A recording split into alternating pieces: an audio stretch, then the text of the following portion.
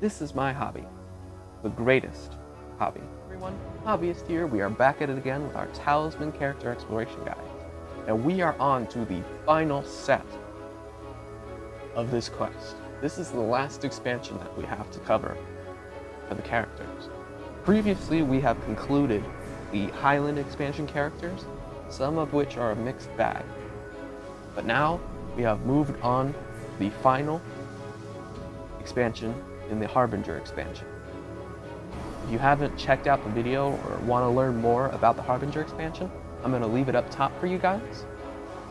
And please make sure to hit the like button and to subscribe and to turn on those notifications, because I'm going to be posting this content every single Tuesday, and I'm hoping that this information that I'm giving to you guys is going to greatly increase your understanding, and more to the point, maybe help you pick the right characters in order to take advantages inside of this game.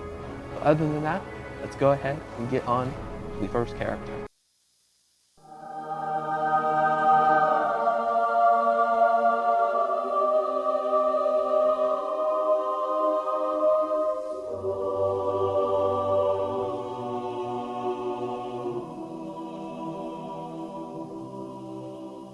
Character that I bring to you is the Heavenly Celestial.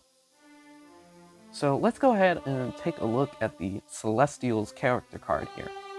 As we can see, Celestial has a strength of 4 and a blank for craft value. It's very odd. It doesn't seem... This must be some sort of mistake.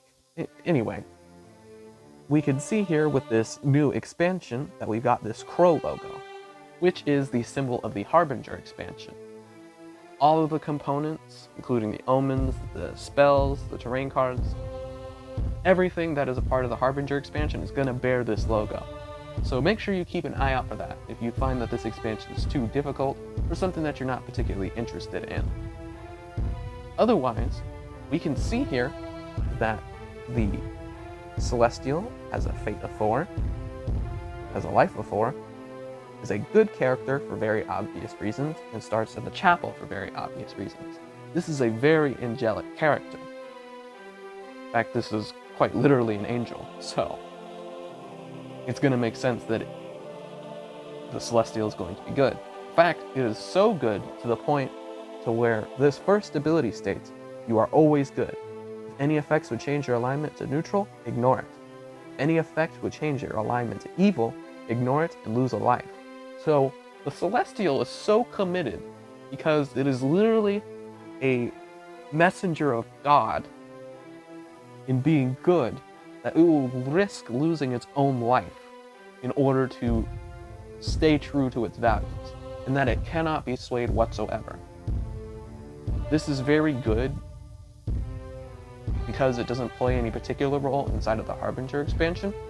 But I will say this, if you are playing with the Sacred Pool expansion, there's going to be a load of neutral objects and evil objects that you aren't going to be able to have access to, because you are confined to staying good. So that is definitely something to keep in mind, as that's very, very similar to the Knight, but has way less consequences, because being turned evil means that you could possibly get killed along the way, as people keep trying to convert you to evil, or certain events might try to turn you evil. But then the second character ability more so explains why there was just a dot in place of the craft value, because your craft value is equal to your current fate. So right now at the very beginning, we see that the Celestial has a fate of 4, meaning that the Celestial has a craft of 4. And this is very important.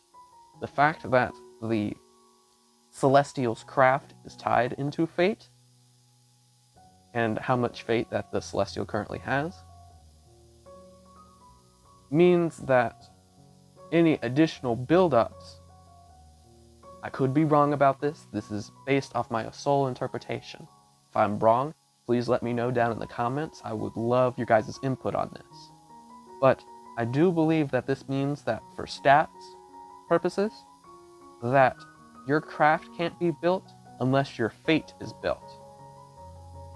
So the fact that your craft is tied so much in how much fate that you're able to gain or replenish is very, very crucial. But now, this next character ability is very interesting, because it says, after you roll the die to pray, you may ignore the result and replenish one fate instead. So, praying at the various locations, including the chapel, which we start on, the temple, or if we consider the fact that if we're expanding our horizons beyond just the Harbinger Expansion, City Expansion has the High Temple as well, which is another place that you can pray. Being able to replenish your fate at those various locations is very important. However, as I'm going to do this with the rest of these Harbinger characters, I'm going to more so get into the specific Omen sets themselves, because we have 4 different sets of Omens, which each has their own theme and their own way that they affect the entire game. But just bear with me for a moment, because this next character ability says, when you gain 1 or more lives, you may gain 1 fate. Whenever you heal 1 or more lives, you may replenish 1 fate. So, with that being said, it seems apparent that the way that we are gaining craft for the Celestial is that we have to gain lives. So, any of the pools or any of the various objects that can gain us life increases our fate value. And of course, when we increase our fate value, that is what our craft ends up being. Like I said, I could be wrong about this, because the thing with the Harbinger characters is that they're very iffy, and sometimes they're open to interpretation. This is just what I'm interpreting when it comes to the Celestial. Again, if I'm wrong, please do let me know down in the comments, and let me know your guys' thoughts on these abilities. But this last character ability is very interesting, because it says, when you attack an evil or neutral character, you may choose to make the attack psychic combat. You may not do this when you are attacked by another character. If you win, you must take 1 fate from the loser instead of the normal reward. So, even though the Celestial's whole goal is to harvest fate, to harvest lives in order to get more fate, and more fate in order to build your craft, it is very interesting because of the fact that the various Omen sets are going to affect how easy or how difficult this is. So let me go ahead and start showing you with the first set that I'm going to talk about when it comes to the Celestial, and that would be the Shattered World, this specific Omen set right here. So inside of the Shattered World, aside from the prophecy, if you remember back in our Harbinger tutorial, there are always going to be 8 cards in each and every individual Omen set. So, the Shattered World is entirely themed around terrain change. As I can show you here, it's always going to have this top text that is more the flavor text, and then the bottom text is going to be what happens whenever that Omen is discarded.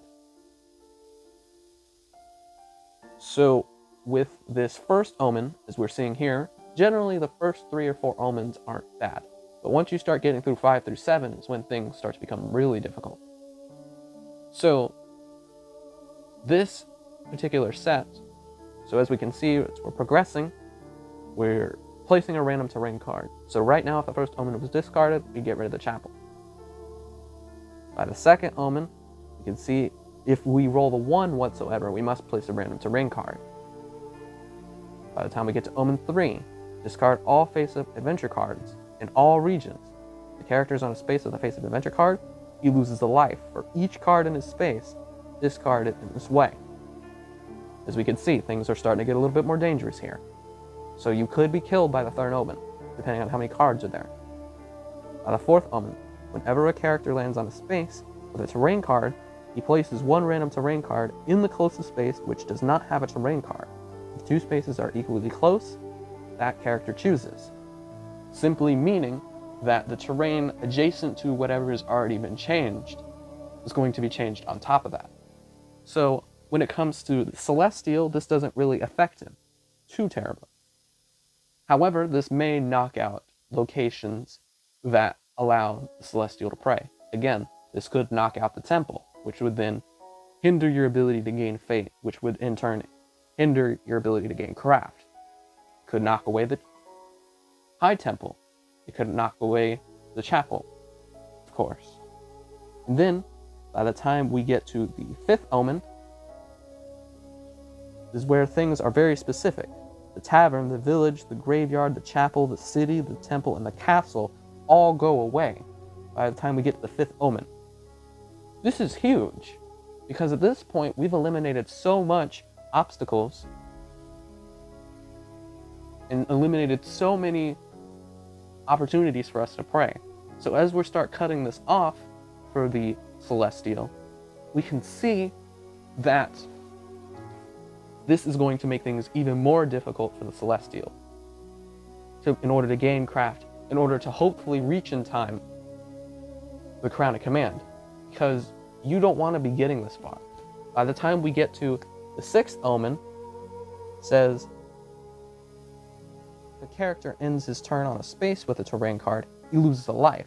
So now we're at the point to where now terrain cards are starting to get very, very dangerous. So by that point inside of the omens, then it becomes an important question. With the fact that the areas that we have praying are gone, and now those terrain cards are now even more dangerous than what they were before, is there any way to adapt to that? Is there a way that we can overcome those struggles? And with the Celestial inside of this particular set of omens this far out, you really start to lose any advantages that you have had inside of the Harbinger expansion.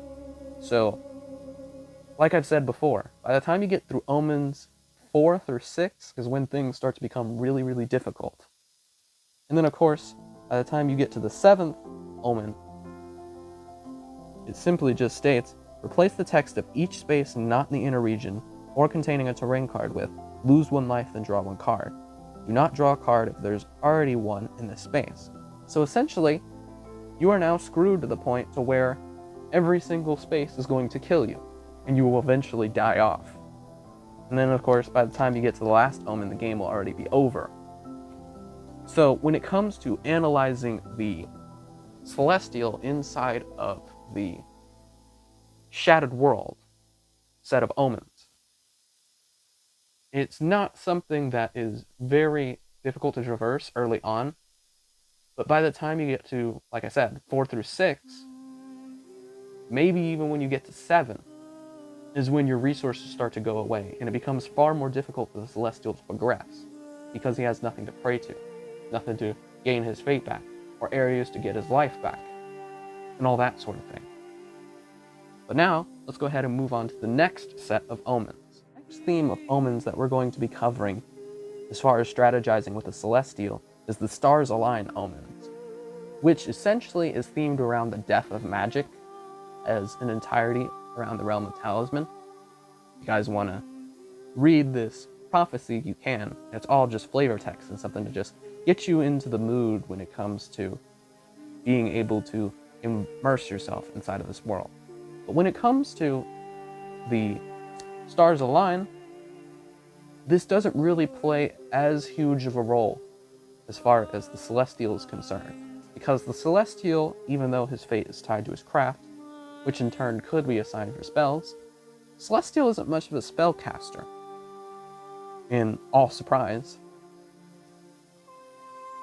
But even so, let's go ahead and take a look at these omens and see how that strategizes for us or against us. So this first omen is just that each character gets a spell and that their spell carrying limit is increased. So right now with our base stats of 4, because our 4 fate is our 4 craft, and how that ratio is compared that we talked about inside of the base game, we know that Celestial can only carry 1 space spell at a time. And with this, it just means that now we can carry 2 spells at a time.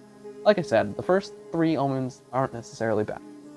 So, you get increased by 1, you get increased by 1 again, and we get our full complement of spells. Pretty good if you've gotten far enough to the point to where you've gotten yourself to that 6 fate, 6 craft, And then you can carry 3 spells. Definitely something good. By the time we get to Omen 3, you can see that we're increased by 2. So now, instead of having 3, we can carry 5 spells at a time. In that we are now, everyone, regardless of whatever the character is, can now cycle spells, which can be really good, and it can help compensate for strength-based characters. But Celestial is not a strength-based character. So giving him craft and giving him spells, on top of this, not too bad. But now here comes the turning point.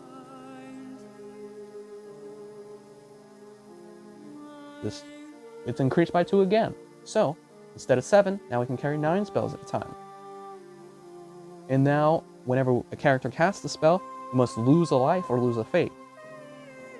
Like I said, by the time you get to 4 through 7, this is where the turning point for the Omens starts to become really, really bad. Because we either have to lose a life or a fate. We know that fate is very fundamental to the Celestial, because fate ties into how much craft you have. And if you're losing fate, you're losing craft. And if you're losing craft, you can't carry the spells that are given to you. And not only can you not carry the spells given to you, but it makes it far more difficult in order to progress, because you are losing the stat that the Celestial specializes in. By the time we get to Omen number 5, we can see that as long as... So we're increased by 1 again. So at this point we can carry 8 spells. But now, the secondary consequence, each character must lose a life for each of his spells, and then get rid of all of his spells. This isn't too bad for the Celestial, since the Celestial, yet again, isn't a spellcaster. But at this point, we can see that magic is really starting to go away, because we've just lost all of our spells.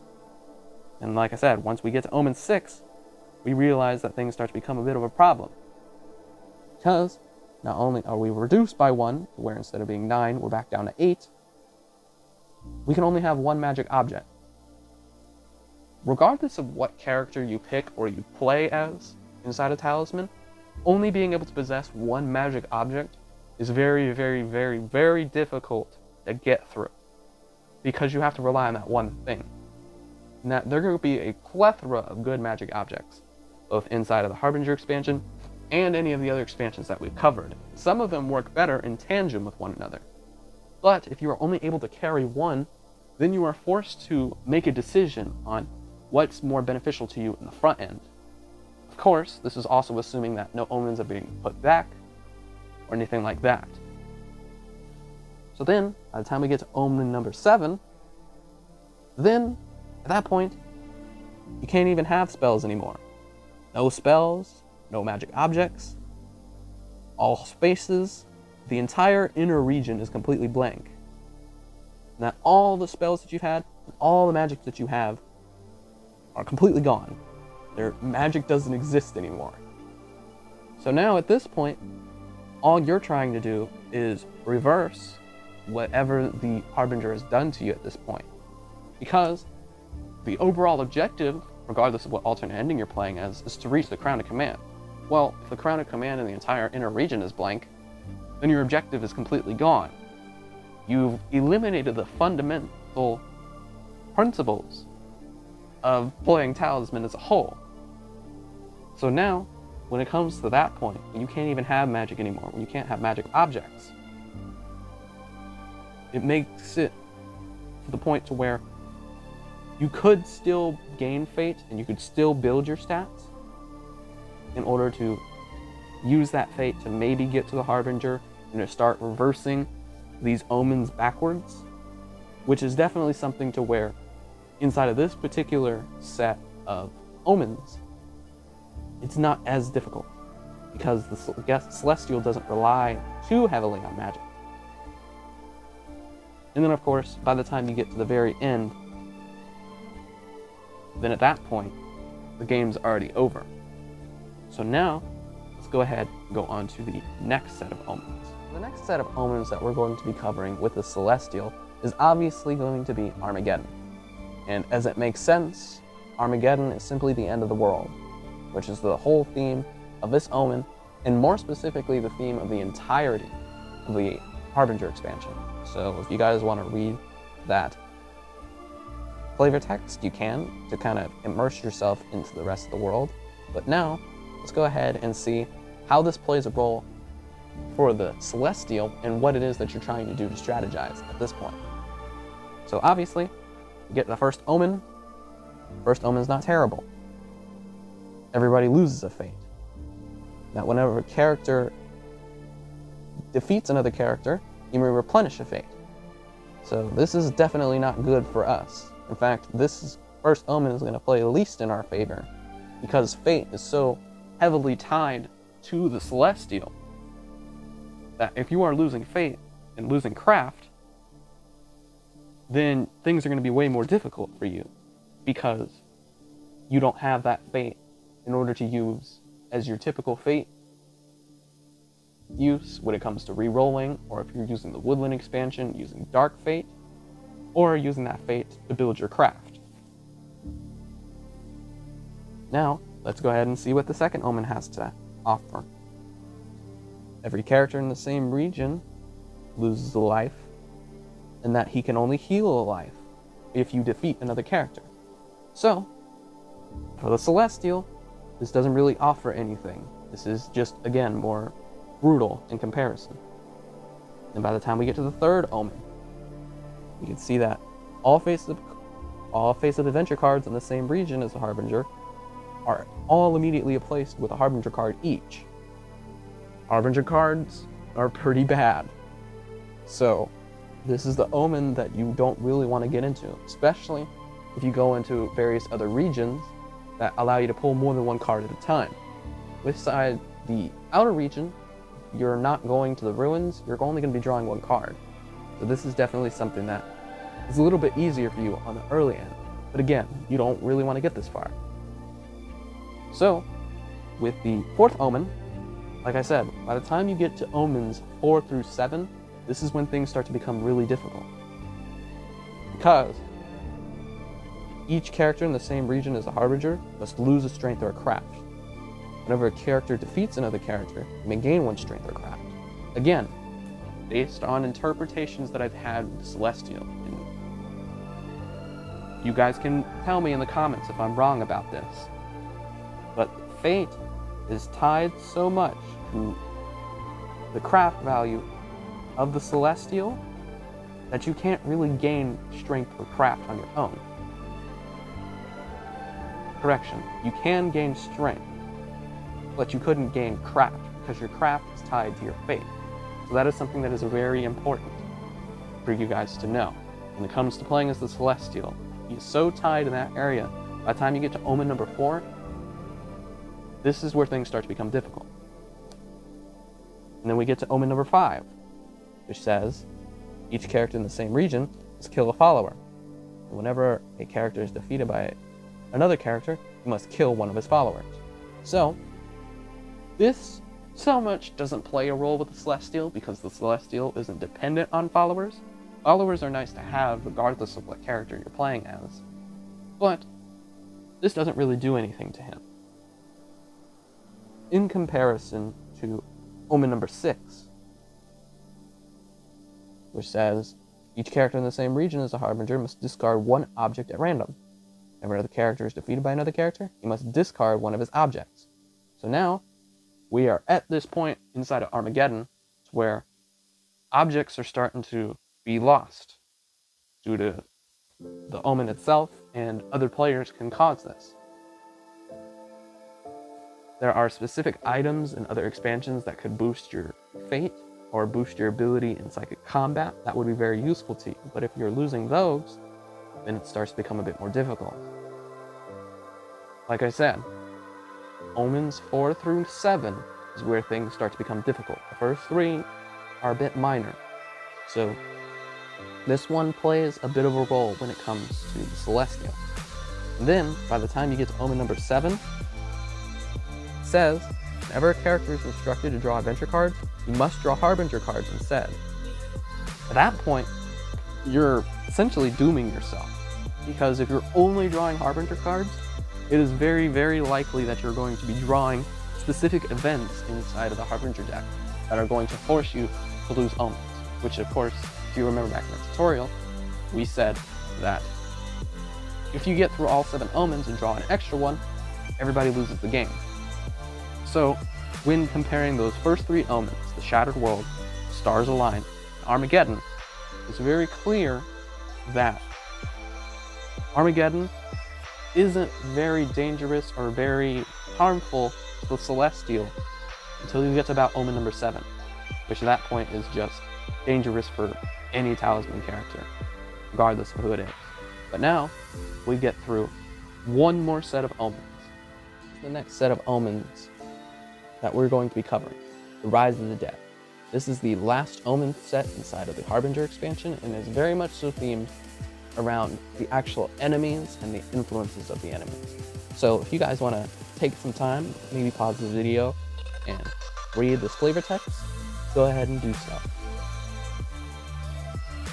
But as we start to look inside of the Rise of the Dead omen set, we can see that first omen, not so bad. Spirits and undead add 1 to their attack rolls. Increase the value of each spirit and undead trophy by 1. This is pretty good, because we can eventually gain ourselves some craft if we saw fit. But with the Celestial, based on my interpretation, we're kind of missing out on that, because we need fate more than anything else in order to boost our craft. That time we get to omen number 2. You can see that spirits and undead add 1 to their attack roll. Whenever a character defeats a spirit or undead, you may draw the top 5 cards of the adventure deck, take 1 object of his choice, discard the remaining cards. That's actually pretty good. Omen 2 offers a lot more opportunity for you to be able to use that 4 fate to beat other spirits. And then, of course, you can gain those objects that boost your craft or boost your abilities in psychic combat, more so than anything else. Honestly, omen number 2, more so beneficial than it is harmful to you. By the time we get to omen number 3, we add 1 more. At this point, we can see things aren't looking a little bit too bad. That we are still adding to their attack rolls, so they're still getting pretty dangerous, but now it says discard the top 10 cards of each adventure deck. Then, starting with the character taking the current turn and moving clockwise, each character may take 1 follower or object of his choice from any discard pile. So, because the omens are permitting this, when you think of it from a big picture standpoint, we know that the Highlands, Woodlands, City, and Dungeon are all specifically region-based, and that each of their specific decks count as adventure decks. Meanwhile, if you were just playing with the base game, the Harbinger Expansion, the Harbinger cards do not count as adventure cards. Therefore, they are not objects that you can take from. Also is the reasoning behind why it doesn't work to use the Prophetess's ability to swap out cards, or the Orb of Knowledge, which does the very same thing. So, that is definitely something else to keep in mind, is which of these you're trying to take from.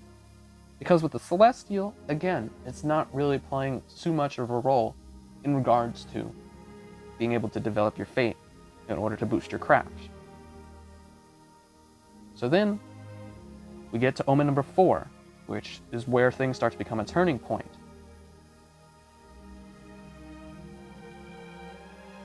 Spirits and undead add 1 to their attack rolls. I think at this point we're at 4 or 5 additional to spirits and the undead, because we also have to consider the day-night cycle if we're playing with the Bloodman expansion. Then, the second layer text says, whenever a character defeats a spirit or undead in battle or psychic combat, you must discard it instead of taking it as a trophy. If at that point, with that particular class of enemies, if you can't gain trophies, then how are you able to build your stats and be able to progress throughout the game? This is where we start to realize that this ability of the Omen doesn't necessarily just affect the Celestial, it affects every single character inside of any particular game of Talisman. So that is definitely something else to keep in mind. By the time we get to Omen number 5, spirits and the undead are still adding 1 to their attack rolls, so they're getting more and more powerful as we get closer and closer to the end. Whenever a character is instructed to draw adventure cards, you must draw 1 additional card at random from the discard pile. This could be beneficial, as you could get objects or things that you might have lost in the past back into your inventory, but this could also mean that you are gaining more enemies to face at the same time, especially if you've been killing off a bunch of spirits and turning them in for trophies. Then more spirits are starting to come back into the playing field, and if more spirits are coming back, not only is their craft going to be significantly high, and their attack rolls are going to be significantly higher, and that's even excluding the fact that the day-night cycle is also playing a role, and if it's boosting them, then things are starting to become nearly impossible for you to defeat them. Because even though our fate could be very high based on the things that we've done, and that our craft can be high in return, it's not very likely that you're going to be able to beat them, especially towards the middle or the late half of the game. Then we get to Omen number 6. Now, spirits and the undead are adding 2 to their attack rolls instead of just 1. So, if you guys have been doing the math so far, that's at least 8, 9, 10, maybe. And that's, again, excluding the day-night cycle inside of the Blood Moon expansion for playing with that too. Then, each character must ditch all of his followers. All text on strangers and followers is ignored, and they are instead treated as enemy undead, with an encounter number of 2 and a strength of 3. So now, at this point, strangers and followers are now starting to become irrelevant. When it comes to the Celestial, this doesn't play too particularly into his abilities, but the fact that strangers have so many benefits and give so much things inside of any particular game of Talisman, and not just for the Harbinger expansion, starts to really become a problem. Because now, specific card classes are now getting changed to enemies. So now, at that point, if you think about it, with the 6 classes of adventure cards, because we have the places, the events, the strangers, the followers, the objects, all of that is being changed to where now the strangers and the followers are now also enemies. So the only small chances you have of escaping those inside of the decks are through the events, which simply just summon the Harbinger towards you, making it more difficult because it's going to be forcing you to draw more Harbinger cards. Or it's going to be the occasional objects that you pick up along the way, or the occasional places that you're able to uncover. But other than that, this is where things start to become practically impossible to win, because you've significantly narrowed your chances of being able to get the things that you need in order to progress. Which is why, inside of the Rise of the Dead, this isn't very good for the Celestial at all. Overall, what do I think of the Celestial? When it comes to matching him in the Harbinger expansion, we can tell that the stars align and Armageddon don't play as heavy of an impact on him until you get to Omens 5, 6, and 7. And even though all the Omen decks are very dangerous, each of the characters inside the Harbinger expansion are going to have their ways that they can adapt to the various conditions that are going to challenge them greatly. And being able to use these abilities in ways to adapt and overcome, maybe even reverse some of the omens, is definitely something that's very beneficial to you if you choose the Celestial inside the Harbinger expansion. But outside of the Harbinger expansion, honestly, I don't think the Celestial offers very much.